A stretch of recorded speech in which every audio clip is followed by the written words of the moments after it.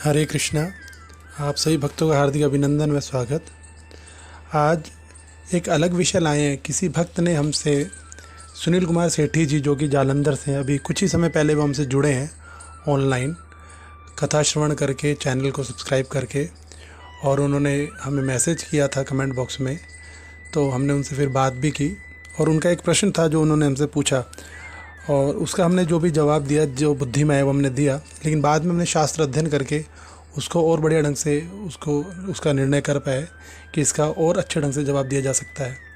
तो वही सवाल जो उन्होंने हमसे पूछा था, तो जो प्रश्न था वो कुछ इस प्रकार था कि उन्होंने पूछा कि एक गृहस्थ भक्त के जीवन में विषय तो रहते हैं, जैसे परिवार चलाने के लिए धन कमाना, पर धन कमाने के लिए झूठ बोलना पड़ता है, और झूठ बोलना तो शास्त्रों में वर्जित कहा गया है। तो ये तो पहली बात पूछी। फिर दूसरी बात उन्होंने कहा कि गृहस्थ के जीवन में अन्य विषय भी बने रहते हैं, मुख्य रूप से काम, स्त्री का संग और काम वासना, विषय वासना सर्वथा त्याज्य बताई गई है। तब इसमें हम क्या करें, ये उनका प्रश्न था। तो इसका समाधान शास्त्रों में हमें जो प्राप्त होता था हमने बताया भी उनको, और वह कुछ इस प्रकार था कि कहते हैं कि जो शास्त्रों में हमें प्राप्त होते हैं इसके समाधान, लेकिन कुछ गलत ही अर्थ करते हैं, और कुछ भक्तों ने कुछ अधिक शास्त्र अध्ययन किए नहीं होते, तो दोनों ही प्रकार के भक्त कुछ कसमें या यूँ कहें कि सही अर्थ का निर्णय नहीं कर पाते, और भक्ति मार्ग पर अपने आप को प्रायः निसफल मानते हैं। यद्यपि भक्ति मार्ग पर आया साधक कभी असफल होता नहीं है। चलो अस्थि, तो आगे विषय पर चलते हैं। तो सर्वप्रथम तो ये दास यही कहना चाहेगा कि जिस भी भक्त ने तीन साधनों को अपने जीवन में दृढ़तापूर्वक अपना लिया है, धारण कर लिया है, उसका तो निश्चित ही अल्पकाल में हृदय पवित्र व मन निर्मल हो जाएगा। सारी विषय वासनाएं जाती रहेंगी। तो वह तीन साधन हैं। प्रथम तो संतों में अटूट प्रीति व भगवान के समान ही उन संतों को आदर देना, वो भी विनय पूर्वक निवेदित करना चाहिए, अर्थात अभिमान रहित होकर के संत कृपा को ही जीवन का एकमात्र प्रयोजन मान लेना चाहिए। दूसरा साधन है संतों द्वारा दिए गए वचनों का अर्थात आज्ञा का यथा सामर्थ्य पालन करना। उनके आदेश कैसे भी हों, उनके आदेश को साक्षात भगवान का आदेश ही मानना चाहिए।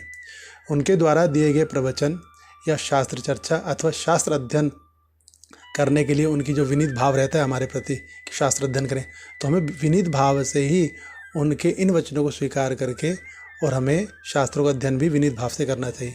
इन कार्यों में उत्साही बने रहने से सभी पाप अपराध भस्मीभूत हो जाते हैं। जितने पाप बनेंगे सब भस्मीभूत हो जाएंगे। और तीसरा साधन है हरिनाम की महिमा को अति सावधानी पूर्वक व गंभीरता से अपने जीवन में उतारना।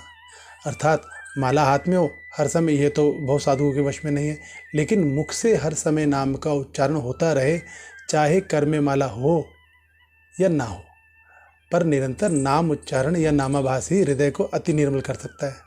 और निर्मल मन भगवान नाम से, है ना, ये दूर नहीं रह सकता अथवा विमुख नहीं रह सकता। जिस प्रकार जल अपना रास्ता स्वयं बना लेता है, ठीक उसी प्रकार निर्मल हुए मन का मार्ग ठाकुर जी को सर्वकाल विदित होता है।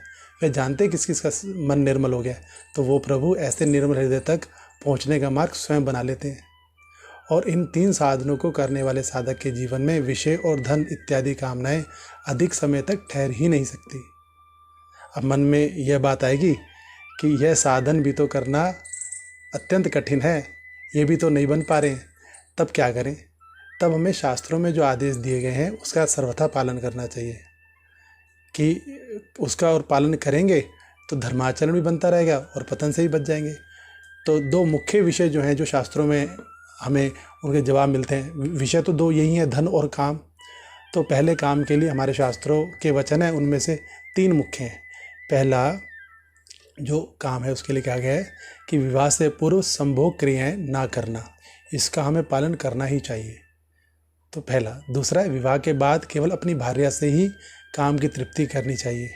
और तीसरा है कि जो समय शास्त्रों में निर्धारित किया गया है उसी समय मन की इन विषयों को अर्थात इन क्रियाओं को जीवन में लाकर, अपनी क्रियाओं में लाकर पूर्ण करना चाहिए।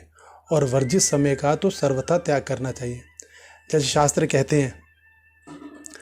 कहते हैं यह क्रियाएं केवल रात्रि को ही संपन्न की जानी चाहिए। सूर्य उदय होने से ठीक पहले व सूर्य की रोशनी जब तक तब तक नहीं करना चाहिए ऐसा कोई कर्म। और वर्जित समय एकादशी, रामनवमी, कृष्ण जन्माष्टमी, राधाष्टमी, सीता नवमी इत्यादि शुभ दिवसों में कदापि ये कार्य नहीं करने चाहिए। और ब्रह्म मुहूर्त और गोधूलि का समय तो केवल भगवत भजन के लिए ही होना चाहिए। इस समय तो ऐसी वासना मन में आनी ही नहीं चाहिए, क्रियाओं की तो बात बहुत दूर है। अब दूसरा था धन, तो कह रहे हैं, और दूसरा विषय जो धन है, धन की जितनी आवश्यकता हो जीवन निर्वाह हेतु उसके अर्जन में बोला गया झूठ धर्मानुसार स्वीकार्य है, केवल जीवन निर्वाह के लिए। लेकिन अपने अन्य विषयों व कामना को पूरा करने हेतु या ऐश्वर्यशाली बनने के लिए जो हम झूठ बोलते हैं वो शास्त्रों में सर्वथा वर्जित है। स्वतः से या बिना झूठ बोले यदि आपके पास अधिक धन आ गया है या आ रहा है और वो धर्मानुसार उसका अर्जन हुआ है, तो ऐसा धन ज़्यादा से ज़्यादा ठाकुर जी की सेवा में लगाकर इन विषयों को भी समाप्त कर देना चाहिए। इस प्रकार से गृहस्थ जीवन हमारा सफल बन सकता है। हरे कृष्णा।